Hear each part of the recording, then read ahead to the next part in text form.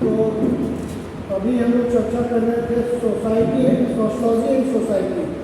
तो जरा इसके बारे में प्रकाश डालो। सर सोशोलॉजी और सोसाइटी दोनों सेम वर्ड है। सोसाइटी मतलब समाज होता है और सोशोलॉजी मतलब समाज शास्त्र होता है। मतलब कि सोसाइटी से रिलेटेड ही हमारा समाज शास्त्र है। हम अगर हम बात करें मानव विकास के लिए, अपनी प्रकृति के लिए, ये है एक सोसाइटी। और अगर सोशोलॉजी के बारे में बात करें तो वो उसके बाद डेवलप या फिर जो डेवलप नहीं हो पा रहा है वो उनको शिक्षा देता है, उसको बोलते हैं सोशोलॉजी। तो सोसाइटी सोशलॉजी क्या है? सर सोशोलॉजी एक विषय है जिसके थ्रू हम इसको डिफाइन कैसे करेंगे? Sir, sociology is just like that books. It defines a group of people. That defines a group of people as an individual who want to develop a society. जो बताना चाहता है कि सोसाइटी में क्या हो रहा है, क्या घटित होना चाह रहा है, इसके बारे में हम लोग जानने की कोशिश करते हैं बुक में। जैसे अगर हम बात करें अपने प्रेजेंट मतलब पास्ट बात करें तो पहले क्या हुआ ये तो हम आज नहीं जान पाएंगे। तो वो बुक्स के थ्रू पता चलता है कि पहले के जो लोग थे ऐसे थे, अब ऐसे डेवलप हुआ, ये चीज़ें सर सोशोलॉजी। और सोसाइटी क्या है? सर सोसाइटी एक समाज है, जैसे एक फैमिली, जैसे कि हम लोग आसपास के पड़ोसी, उसको बोलते हैं सोसाइटी। वो तो बोलते हैं, डिफाइन कैसे करें? सर सोसाइटी से वैसा तो कंफर्टेबल। तो आज का टॉपिक है सोशलॉजी एंड सोसाइटी, अर्थात समाजशास्त्र और सोसाइटी, समाज। समाजशास्त्र दो शब्दों से मिलकर बना है जो कि ग्रीक और लैटिन भाषा से लिया गया है। सोशियस प्लस लॉगस, लॉजी। सोशियस का क्या होता है? सोसाइटी। समाज। और लोगस का क्या होता है? हम लोग। शास्त्र। और इसके जन्मदाता है अगस्त कॉम्टे, जिन्होंने वर्षों पहले इसकी व्याख्या की थी। और उन्होंने कहा था कि समाज का वैज्ञानिक ढंग से अध्ययन करना ही समाजशास्त्र कहलाता है। और उससे पहले समाजशास्त्र को सोशल फिजिक्स कहा गया। सोशल का क्या होता है? सामाजिक। और फिजिक्स का क्या होता है? भौतिकी। तो शुरू में से सोशल फिजिक्स कहा गया, बाद में विद्वानों ने इसकी आलोचना की और तब अगस्त कॉम्टे महोदय, जो फ्रांस के बहुत बड़े सोशलॉजिस्ट थे, समाजशास्त्री थे, उन्होंने कहा था sociology is the study, scientific study of society. वैज्ञानिक ढंग से समाज का अध्ययन करना ही समाजशास्त्र कहलाता है। मैगाइवर और पेज ने क्या कहा था समाजशास्त्र के बारे में? समाज क्या के बारे में क्या कहा? जो बहुत बड़े प्रसिद्ध समाजशास्त्री थे, क्या कहा था? उन्होंने कहा था कि समाज संबंधों का जाल है ना, जिसमें कि परिवार, विवाह, जनरीतियाँ, संस्कृति, सभ्यता के बारे में जानकारी प्राप्त की जाती है ना। तो समाजशास्त्र को जानने से पहले हमें समाज के बारे में जानना होगा। सोसाइटी, क्या समाज से बाहर मनुष्य का विकास हो सकता है? इसका आप कोई उदाहरण दे सकते हैं? सर आदिवासी लोग समाज से तो बाहर ही रहते हैं ना, सोसाइटी से बाहर रहते हैं, उनका विकास तो नहीं हो पाता है। नहीं, जैसा कि एक बहुत बड़े वैचारिक ने इसके बारे में चर्चा की, जिनका नाम था अरस्तु। उन्होंने कहा था कि समाज के बाहर या तो देवता रह सकते हैं या दाना। और समाज के बाहर मनुष्य का विकास नहीं हो सकता। उन्होंने उदाहरण देते हुए समझाया था, कुछ छोटे छोटे बच्चों को जंगल में जानवरों के साथ रखा गया था, समय समय पर खाना दिया गया था। कुछ महीनों के बाद देखा गया कि वो बच्चा जानवर जैसे चलने लगा, जानवर जैसे बात करने लगा। इसलिए कहा जा सकता है कि समाज के बाहर मनुष्य का विकास नहीं हो सकता। अब जैसा कि तुम्हारा प्रश्न है कि आदिवासियों का विकास नहीं हो पाता, जो कि समाज से बाहर रहते हैं, लेकिन ऐसा पूर्ण रूप से कहना गलत है, क्योंकि वर्षों पहले जो ट्राइब्स या ट्राइबल आदिवासी जहाँ भी रहते थे, उनका एक समाज हुआ करता है ना। वो क्योंकि उस समय शहर नहीं हुआ करता था, छोटा छोटा कस्बा हुआ करता था, और वो वन में निवास करते थे, है ना। बहुत अंदर हुआ करता था, जाने की सुविधा नहीं होती थी, है ना। लेकिन उनका एक समाज हुआ करता था और वो कंदमूल खा करके अपना जीवन व्यतीत करते थे। उस समय कपड़ा नहीं था, लेकिन पत्ते से अपना शरीर ढकते थे। कुछ न कुछ तो सोच थी, है ना, लेकिन उनका एक समाज था। हाँ, पूर्ण रूप से विकास इसलिए नहीं हो पाया कि वहाँ पर उस तरह का संसाधन नहीं होता था, लेकिन उनको अपने बारे में सोचने की समझ थी कि हमको कैसे जीवन व्यतीत करना है। हम अगर भोजन नहीं लाएंगे तो हम जिंदा नहीं रह सकते। तो वो कंदमूल खाते थे, शिकार करते थे और आग से कच्चा मांस को पकाकर खाते थे। लेकिन उस समय उनका पूर्ण विकास नहीं हो पाया। एक बार की बात है कि गर्मी का समय था, तो वह क्या कि पेड़ गिरा, टहनी ऐसे घर्षण है जिससे थोड़ा सा चिंगारी है। तब उनको पता चला कि आग भी कुछ होता है, और उन्होंने क्या किया था कि दो पत्थर को रगड़ा, जिससे कि आग उत्पन्न हुई, और तब वो पकाने लगे खाना होगा।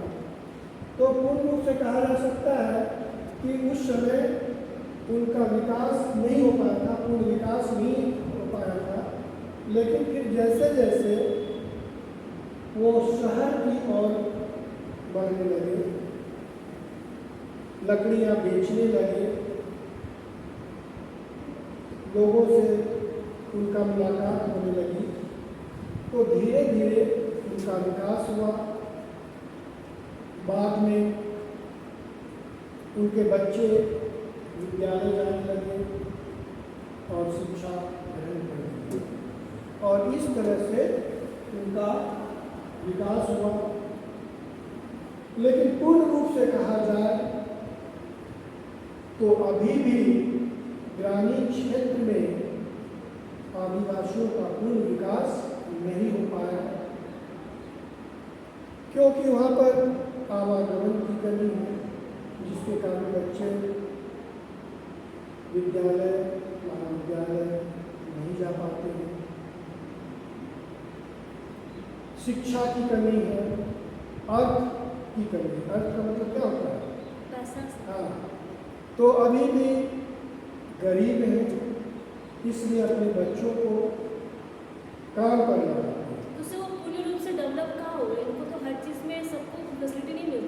ना एजुकेशन, ना मनी, ना ट्रांसपोर्ट के लिए, और नहीं तो फिर वो इम्प्रॉपर कोई काम कर सकते हैं किसी पर। फैसिलिटीज है, लेकिन चूंकि वो वहाँ पर पहुँच नहीं पाते हैं गरीबी के कारण। गरीबी के कारण। हाँ, लेकिन जो पहुँच जाते हैं उनका एडमिट महाविद्यालय में, विद्यालय में कुछ सीट ऐसा होता है कि उनका एडमिशन उस सीट पे हो जाता है, चाहे इंजीनियरिंग कॉलेज हो, मेडिकल कॉलेज हो, उनका हो जाता है। तो सर ये तभी संभव हो पाएगा जब वो एजुकेशन बेटर नहीं है, तब तो हाँ। फिर वहाँ उसको बेटर एजुकेशन लेने के लिए वहाँ से उनको निकलना पड़ेगा। हाँ। और ये ऐसा समाज है कि वहाँ से उसको निकलने को मिलता ही नहीं है, निकलने को भी नहीं मिलता है, और उनके ही समाज उनको मौका नहीं देते, देते। फिर वो आगे कैसे जाएंगे? हाँ, तो आगे के लिए सरकार बहुत तरह की छात्रवृत्तियाँ दी हैं, उनको खुद जागरूक होना होगा। आज भारतवर्ष अमृत महोत्सव मना रहा है, और अगर आप जागरूक नहीं होंगे तो फिर समस्याएं रह जाएंगी। हालांकि सरकार बहुत तरह की योजनाएं दी है ना। आज छोटा छोटा मकान ST/SC के लिए प्रोवाइड किया जाता है, लेकिन बिचौलिया इतना है कि अगर उसके लिए सैंक्शन होता है तो उसमें कमीशन की मांग की जाती है ना। तो वो बेचारे किसी तरह से इंतज़ाम करते हैं, और तब उनका छोटा छोटा कच्चा मकान बनता है। बहुत लोग इंतज़ाम नहीं करते हैं, जिसकी वजह से तो सबसे पहले कि जब तक वो जागरूक नहीं होंगे, है ना, जो मेहनत करते हैं अपने बच्चों को तो पढ़ाना है। हाँ, अगर देखा जाए तो ग्रामीण क्षेत्र में जो भी विद्यालय है, अभी भी वहाँ की शिक्षा स्थिति अच्छी नहीं है।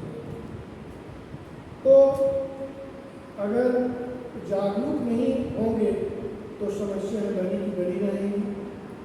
हालांकि कुछ ST/SC जागरूक हुए हैं, जिनके बच्चे आज इंजीनियर हैं, डॉक्टर हैं, कलेक्टर हैं, और समाज को, देश को सेवा दे रहे हैं। तो इसलिए कोई भी परिवार हो, समाज हो, जागरूकता होना होगा। आज से वर्षों पहले जो भी आज राजपूत, ब्राह्मण, बिहार, कास्ट में भी उतनी जागरूकता नहीं थी, और खासकर महिलाओं को शिक्षा भी उस अनुसार नहीं दी जाती थी। दूर नहीं जाना है और जॉब नहीं करना है, लेकिन धीरे धीरे जब विकास हुआ, लोगों की मानसिकता बदली, तो धीरे धीरे वो शहर की ओर प्रस्थान कर शिक्षा ग्रहण कर रहे हैं, और आज इंजीनियर, डॉक्टर, कलेक्टर ये सभी बन रहे हैं। पहले की सोच थी कि नहीं, लड़का हो या लड़की हो, विवाह कर देंगे, जिसके कारण उनका विकास नहीं हो पाएगा। हाँ, अगर आप अपने दादा, परदादा, दादी, नानी को देखो तो उस समय 4th क्लास, 5th क्लास तक की पढ़ी हुआ करते हैं। क्यों? क्योंकि उस समय बहुत स्ट्रिक्ट हुआ करता है, मानसिकता उतनी अच्छी नहीं थी। लेकिन आज धीरे धीरे जैसे जैसे शिक्षा का विकास हुआ, लोगों की मानसिकता बदली, और इस तरह से उनका विकास हुआ। तो अभी हम लोग सोसाइटी के बारे में पढ़ रहे थे कि समाज क्या है ना। तो पहले भी हमने बताया था कि व्यक्तियों का एक ऐसा समूह जो किसी निश्चित स्थान पर रहता है, और सिर्फ निश्चित स्थान पर रहने से ही समाज का विकास नहीं हो सकता है, जब तक उसके अंदर क्या होना चाहिए, क्या होना चाहिए? आत्मविश्वास तो होना ही चाहिए, लेकिन सबसे महत्वपूर्ण बात यह है कि उसके बीच पारस्परिक क्रियाएं होनी चाहिए। जब तक हम समाज में एक दूसरे को सहयोग नहीं करेंगे तब तक समाज का निर्माण नहीं हो सकता है। अगर हम कहें कि व्यक्तियों का एक ऐसा समूह जो किसी निश्चित स्थान पर रहता है उसे समाज कहें तो नहीं। जब तक उसके बीच पारस्परिक क्रियाएं नहीं होगी समाज का निर्माण नहीं हो सकता है। जैसे अगर कोई किसान कहे कि मैं जो भी फसल उपजाया हूँ मैं अपने पास ही रखूँगा, तो तब तो सभी लोग भूखे मरने लगेंगे, है ना। तो ये क्या हुआ, पारस्परिक क्रियाएं नहीं हुई। अगर डॉक्टर कहता है कि मैं सिर्फ परिचित व्यक्तियों को ही दे दूँगा तो क्या ये पारस्परिक क्रियाएं हैं? इंजीनियर कहता है कि मैं सिर्फ अपना ही मकान बनाऊँगा तो ये पारस्परिक क्रियाएं नहीं है। इसलिए समाज के बारे में कहा जा सकता है कि व्यक्तियों का एक ऐसा समूह जो किसी निश्चित स्थान पर भूभाग पर निवास करता है उसके तभी वो सोसाइटी कहलाता है। तो आज हम लोग डिस्कशन कर रहे थे कि सोशलॉजी एंड सोसाइटी। तो सोसाइटी के बारे में ये बातें कही गई हैं। सोशलॉजी क्या है कि साधारण बोलचाल की भाषा में समाज का अध्ययन करना ही समाजशास्त्र कहलाता है। लेकिन जैसा कि भिन्न भिन्न विद्वानों ने समाजशास्त्र के बारे में व्याख्या की और उन्होंने कहा कि समाज का वैज्ञानिक ढंग से अध्ययन करना ही समाजशास्त्र कहलाता है। तो वैज्ञानिक ढंग क्या है? क्या वैज्ञानिक ढंग?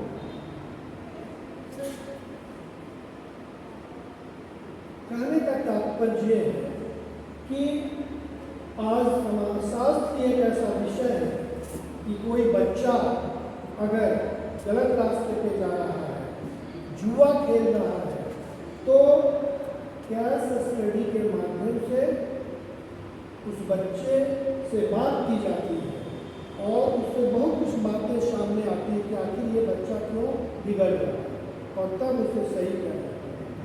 तो ये हुआ वैज्ञानिक। आज हम किसी समाज के बारे में ऑब्जर्वेशन करते हैं। अगर हमें 50 व्यक्तियों का सर्वेक्षण करने के लिए दिया जाए तो हम वहाँ जाते हैं, उनसे मिलते हैं और बहुत कुछ जानकारी प्राप्त करते हैं, है ना। कि क्या आर्थिक स्थिति है उस गाँव की, क्या शैक्षणिक स्थिति है ना, क्या वहाँ पर शिक्षा की स्थिति है, विद्यालय किस तरह का है, महाविद्यालय किस तरह का है। तो इस तरह से उनका हम विकास करते हैं, रिपोर्ट तैयार करते हैं और हम जमा करते हैं। तो इस तरह से हम लोग समाजशास्त्र को दर्शाते हैं। समाजशास्त्र के बारे में ये बातें कही गई। वही सोशलॉजी एंड सोसाइटी के बारे में हम लोगों ने डिस्कशन किया।